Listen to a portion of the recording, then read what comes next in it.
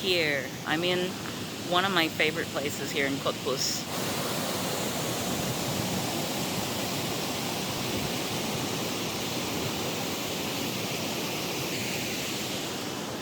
So yeah, I want to talk a bit about the museum that I went to, was it yesterday? The Treptow-Köpenick Museum. If you're familiar with German history, then you will know that it was Treptow Park where the 1897, I want to say, the first great German industrial expedition happened.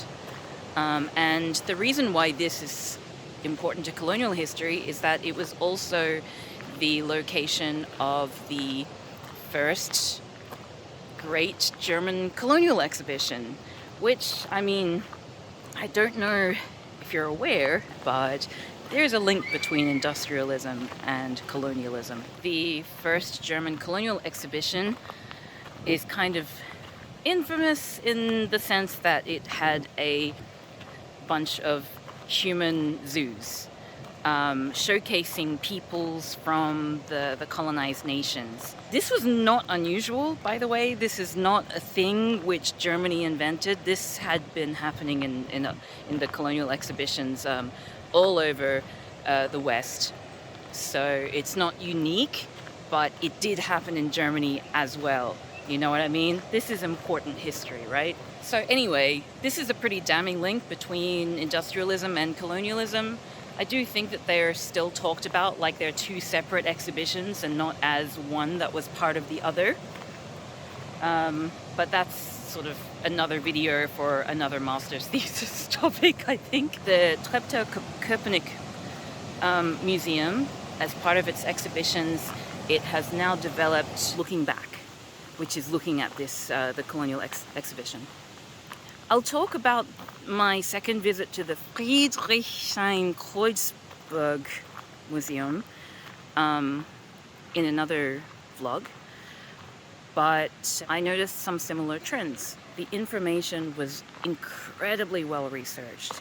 They obviously know their stuff, they did their research, they have all the facts behind them, all the evidence, but the way it was displayed left a lot to be desired. Like, for example, if you look at the fact that it's just literally walls covered with text, does that make you want to read everything? It's incredibly powerful as an aesthetic because obviously all these different years are different events in colonial history, which is quite damning, right? It shows that a lot was going on. And you know, we shouldn't be forgetting this. So like that message gets across very easily, which is good. But on the other hand, do you actually want to read all that information? Certainly, I am hugely interested in this topic, as you know. And after reading about 4 slides, I just started photographing each of the slides without reading them because I was like, oh, this is going to take me all day. I can't be arsed. I know a lot of this stuff already. So that's not great, because if someone who's as invested in this topic as me gets bored, someone who just stumbles upon this exhibition, it's a free exhibition, you walk in, you see all the text, you go, whoa, and you leave, right?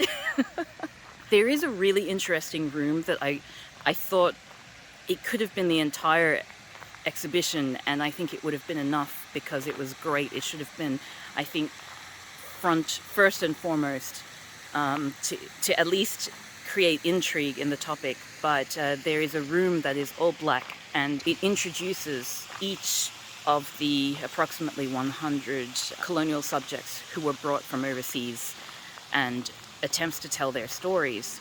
So they've scoured, I mean, no one wanted to keep records about these people because they didn't care, but through their research they've been able to just gather a bunch of information about each person's lives, which is fantastic. You can choose to like take out their books and read their stories. I think that's amazing, because most of the time you read about the human zoos, it's just a menagerie of people, right? We don't really think about who each individual was. I mean, I'm sure we do, but we don't really linger on it, right? Our attention is more often just brought to the atrocity of, holy shit, they had people in zoos, you know? The individual stories kind of get lost by the wayside. So I think that was a really good decision that they made, and I think it's the most impactful part of the exhibition. I would probably read that whole timeline as a book, you know, where I could just sit there and think about it and mull over the pages and the content and the timeline and that kind of thing. That would be a way that I would consume that information. I wouldn't want to go to a museum and just be exposed to that, you know? So yeah, that was a little bit disappointing for a few reasons. It's marketed that the timeline is a work in progress because history is non-linear, history is multifaceted, blah, blah, blah, blah, blah, which is good. But it kind of felt like the exhibition itself was pretty much complete and they were just going to like add on stuff to it, you know, like add extra slides as they encountered more information. Which is like, they've already got more than enough. No one's going to want to read more, you know? Like, no one's going to come to the exhibition in 2 years' time because, oh, they added 3 more slides, you know? I feel like that information could be portrayed in a different way that was more engaging and really helped you connect with the issues and with the events. Like, they had some great stuff in there. They had a poster of the schedule of the special shows that were at the Human Zoo. So it's like, oh, today we've got the Namibian dancers or something like that. That's amazing because you can actually see they've written in their own words how the people were humiliated and degraded for the entertainment of white people. That's evidence, right? No one can deny that because it's published by the colonizer, right? It's an official document. So that poster in itself is just a huge bombshell. Absolutely fascinating.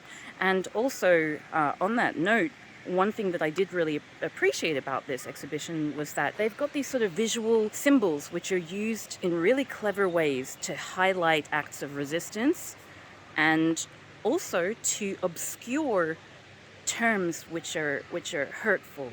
I love that. I saw that in the Friedrichskreuzburg Museum as well, and I thought it was so good. I would love to see it in more spaces. I love the fact that, you know, there's like a word which is uncomfortable, but it was used in the primary sources, so you kind of have to put it in there.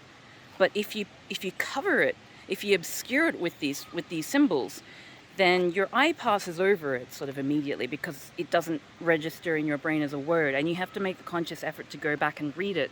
So in some ways it's kind of like a content warning, you know? It's flag posted. This is difficult content. Would you like to read this word? I've never seen that before, but I think I see so much application for it, you know? Especially in the museum context, because I am of the school that believes that, you know, we need to know these things. They're difficult to read, but we have a responsibility to understand where people were coming from, what were people's ideologies and perspectives back then. And this is a really clever, discreet way of doing that, creative as well. To summarize all that, I just kind of feel like a lot of the local history museums that I'm going to are saying really, really good things. But it's not like, you know, this isn't tone policing. This isn't me saying you need to market your message so that it's less confronting. I'm all for confrontation, but I feel like there are better ways to do it than just putting it in text form. You know, I feel like we're kind of past that in museology. I would be curious to find out whether there are constraints that have been put upon these museums in terms of budget or anything like that, which have prevented them from hiring people who are experts in educational pedagogy who might be able to, you know, improve on the delivery of these exhibitions to really make them shine and really help them do what they're intended to do, to elucidate and, you know, get people interested and engaged with these really important issues. So that was that museum. Sorry, I just had to quickly draw your attention to the headless geese. No more honking for you.